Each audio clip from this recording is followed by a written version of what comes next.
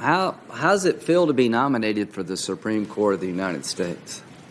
Well, Senator, I've tried to be on a media blackout for the sake of my mental health, but, you can't keep yourself walled off from everything, and I'm aware of a lot of the caricatures that are floating around.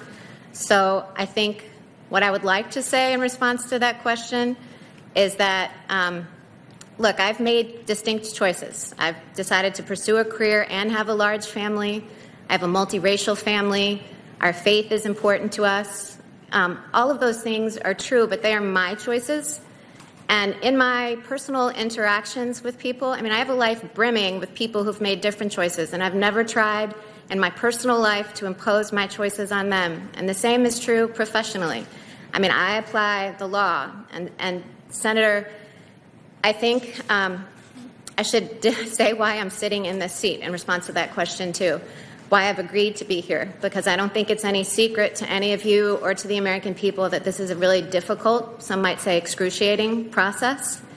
And Jesse and I had a very brief amount of time to make a decision with momentous consequences for our family. We knew that our lives would be combed over for any negative detail. We knew that our faith would be caricatured. We knew our family would be attacked. And so we had to decide whether those difficulties would be worth it, because what sane person would go through that if there wasn't a benefit on the other side? And the benefit, I think, is that I'm committed to the rule of law and the role of the Supreme Court in dispensing equal justice for all. And I'm not the only person who could do this job, but I was asked, and it would be difficult for anyone. So why should I say someone else should do the difficulty if the difficulty is the only reason to say no? I should serve my country. And my family's all in on that because they share my belief in the rule of law. Well, thank you. I think a lot of people would say you got to be sort of insane to run for the Senate in this world. But the good news for you, we've all chosen kind of crazy stuff to do. I'll just end with this. I'm glad you said yes. I'm glad President Trump chose you. And really, before the people of the United States is a very basic question. Is it okay to be religiously conservative? Is it okay to be pro-life in your personal life? It clearly is okay to be progressive and be pro-choice and seek a seat on the Supreme Court. I think resoundingly yes.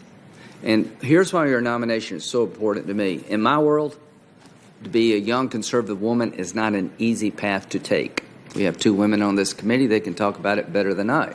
So I want to thank President Trump for choosing you, and I will do everything I can to make sure that you have a seat at the table. And that table is the Supreme Court. And if anybody in the country, in my view, deserves to have a seat at the table based on the way they've lived their life and their capabilities in the law, it is you, Judge. God bless you. Thank you. Thank you, Chairman Graham. Senator Feinstein.